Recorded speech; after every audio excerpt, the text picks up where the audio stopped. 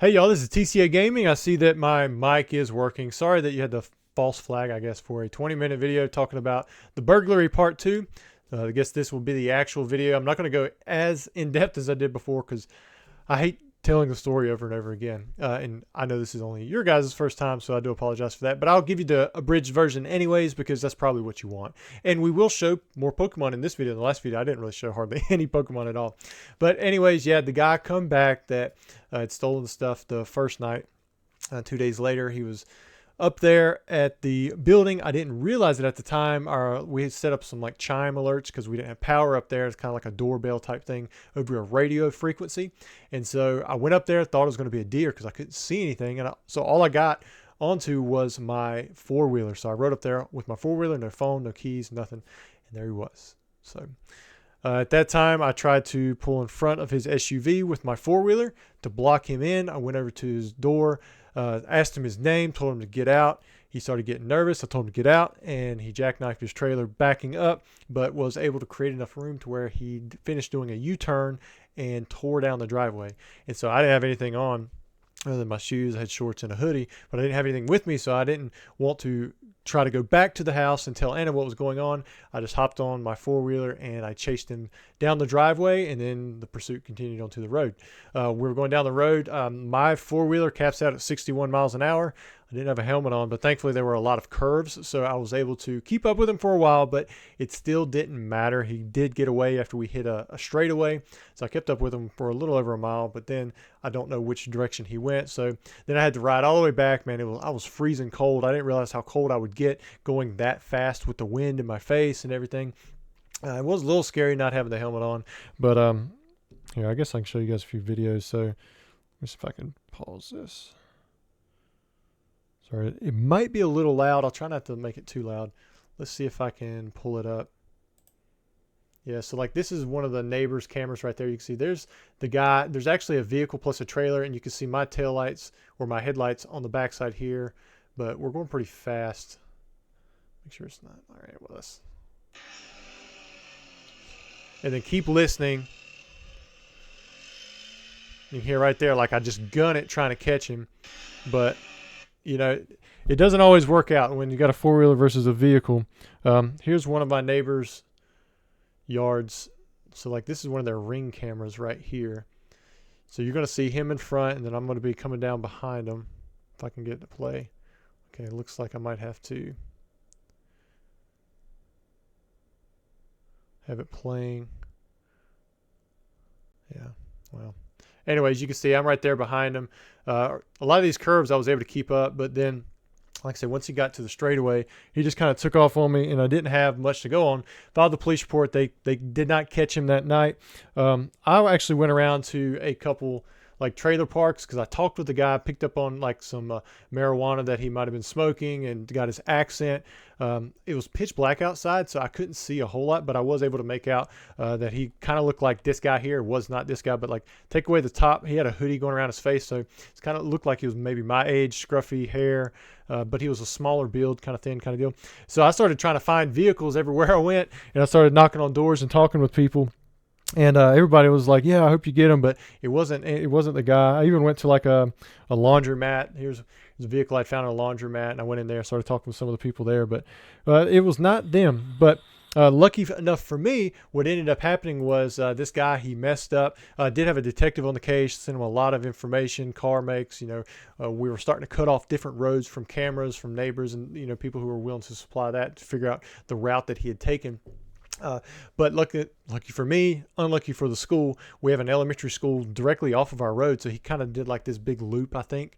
I had chased him. I was on his tail, and so he went straight across the road where he would have typically taken a right off of our road. And so because he actually lived down that way, but he actually broke into a communications box that was on school property. He was actually carrying a weapon at the time, so he's actually going to get a hard felony for that. But the box caught fire, and they picked him up, and everything matched the description, so the detective was able to be like, "Hey, we have you on camera stealing this stuff too.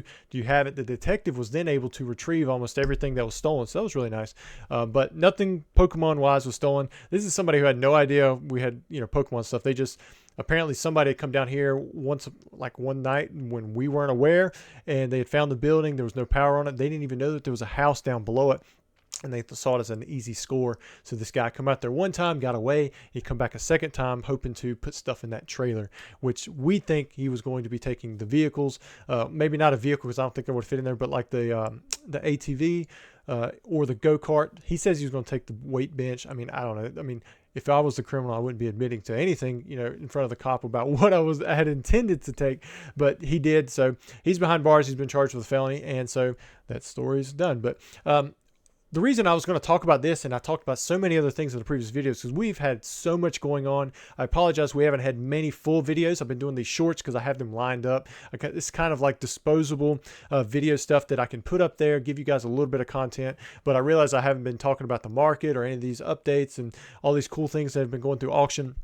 And it may be like that for another week or so. We're still trying to get our heads wrapped around everything that's been going on. We've been in and out of the hospital. A lot of things going down around this home, the house down there, the new building. I mean, there's just been so many contractors in and out, and we've been traveling. We got back from Seattle, and all this stuff started happening. We're trying to adjust, but there's just been a lot going on. So I apologize for that, but I hope you guys can understand, and hope that the shorts are okay in the meantime. However, since I've been talking very quickly for hopefully less than 20 minutes, like I did in the first video, I am going to jump into a little bit of Pokemon. So I want to show you guys some stuff that I did pick up, not at the card party, but I did get in contact with this artist here through Charlie Herlocker. You guys probably know the name by now, but James Franson, he illustrated the tan growth that won the contest for Pokemon, so he has 100 copies of that card, and that's why you see a tan growth in here. But I had Charlie had taken me over to his booth. The guy was actually there doing hand-drawn Pokemon on top of an energy. He'd put his personal tan growth that he did in there as well, and then he would sign it. You can see JF25. And now I asked him if he did, other Pokemon, because I think I got the Aerodactyl, but there were other ones that I would prefer over Aerodactyl, like Charizard or Gengar. And he said, yeah. So once I got back, I reached out to him and said, hey, can you do these? He said he would. And I literally got these cards in like 2 or 3 days. So I thought it was pretty cool. If you're interested in checking him out, Radio Gasha, I think that's his IG, but you can see it right there. You can see his Facebook and his YouTube. Very easy to talk with. All right, so I did say I was going to do some Pokemon stuff. These were things that were not shown in the previous video, but I am auctioning off a lot of WotC CGC 10s, and then also some pretty decent other cards as well. I'm going to show you guys. And it's because these are all cards that I have a higher graded copy in at least one other company of. So I thought it'd be a decent time to go, because I realize, a lot of stuff is kind of pulled back on, some of the modern, but the vintage stuff has still been doing pretty well, kind of ticking up. And I don't know if that's going to continue to be the case. It might pull back. I don't really know, but I decided, you know what, I'm okay having another Blaine from Gym Challenge in first edition from PSA in a 10. So I don't need the CGC Gym at 10. Now, if I had a Pristine, then I kept the Pristine, and I may have kept some of the PSAs as long as I still needed them for my, I'd like to eventually have every WotC Holo in a PSA 10. I just haven't actively pursued it. But it's so close, I can't break it just yet. But anyway, here's some of those cards. I did have 2 of these Ampharos. Like, I don't have a PSA 10 of the Unlimited Ampharos, so I just picked the best Gym at 10 that I had, and then so like this would be the lesser of the 2. And that were in my collection. There's a Brock, there's Brock's Rhydon. Here we have a Butterfree. I mean, not every card I had multiples of, but I did have multiples of the Ampharos, because I thought maybe one day I could try to regrade that. There's a Celebi in first edition. Got a Dark Alakazam, Dark Porygon first edition. Erica. Some of these cards will go for very, very cheap compared to what I think they should, relative to their pop. This is one of those cards that's always been fairly cheap, in my opinion. The Ho-Oh, like if you compare that to like the Lugia, I mean, it's like nowhere near. But I told you guys I thought that about like the Blaine's Moltres, and they have continued to be stagnant. I bought another Blaine's Moltres this past week for $1,000 in CGC 10. There's Hypno, got Magneton. These are like the cheapest of the cheap WotC Holo PSA 10s or CGC 10s that you're going to find. Here we have a Mew in from the Black Star promos. Like last I checked, I think this was about a $250 card. I mean, I don't know if it's still around there, but I think that's around the price that I picked it up for. So some of these cards may be a little bit of a loss. I don't really know. Sometimes you just have to go with the market. Got Missy's Gyarados first edition, got Missy's Tentacruel, got a Moltres Gem at 10. I do have a pristine 10 on that one, so that's nice. Got the Pichu Gem at 10. I do have a PSA, but I would love to get a pristine on that one because that's one of those harder to grade cards. You have a Poliwrath. Here we have, there's a nice swirl on that first edition Raikou. Like, I think the Raikou should do very, very good. I heard somebody, I think we were at Card Party, Real Breaking Nate was saying it was Raikou, I don't know, but I say Raikou. So I don't know if that's right or not. I've never heard it in the anime, and I'm sure he's very much more knowledgeable about that kind of thing than me. There's Typhlosion, got a T17. There's Vileplume. Here we have a few modern cards. Got a Misty Psyduck, got a Charizard V in pristine. I do have several of these in the English side, so I was like, you know what, I got to draw the line somewhere, even though it's hard to draw when I love the artwork. Got Charizard V-Star. Here, check this out, a perfect English Lance's Charizard V. I don't think that this is going to bring like a crazy premium, but this is one of those cards where if you're looking at like what it is, like it should do really well, but I don't know. We'll just have to see. I decided also to auction off one of my Ancient Mew Pristine 10s. I think I've got about 5 of these still left. I'm curious to see what this will go for because I know the PSA 10s had went up quite a bit. There's a Lugia V Pristine 10, Umbreon V Max English PSA 10 or Pristine 10. There's definitely going to be a decent price tag on that. Got the World Stamped Pikachu EX. Here's a big one. This is going to be the biggest card of the auction. We have an English PSA 9 first edition Charizard base set. This one has the centering's off a little bit. You know, it's thinner on this side versus that side, but there is some whitening on that bottom corner right there, and I think that's probably going to be what holds it back the most.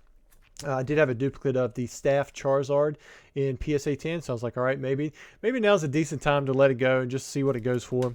Here we have one of these. I still have several of these extra, but thought I'd just throw one of these in the auction. Have a few modern cards. Here's the Charizard V as well in PSA 10, same thing with the V-Star. And if you're wondering why you're not seeing the V-Max, the Japanese side doesn't have it.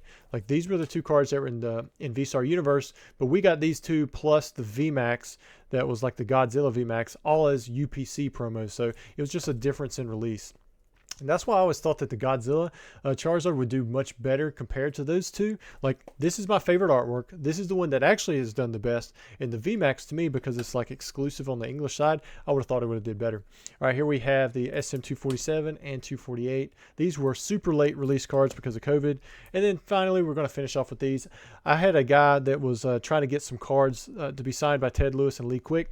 And so what ended up happening was, they said, hey, if you send an extra card, I'll get them signed for you. I've kept them for a few years now, and I decided, you know, I don't really put the amount of appreciation into these cards as somebody else might, so I'm going to let them go.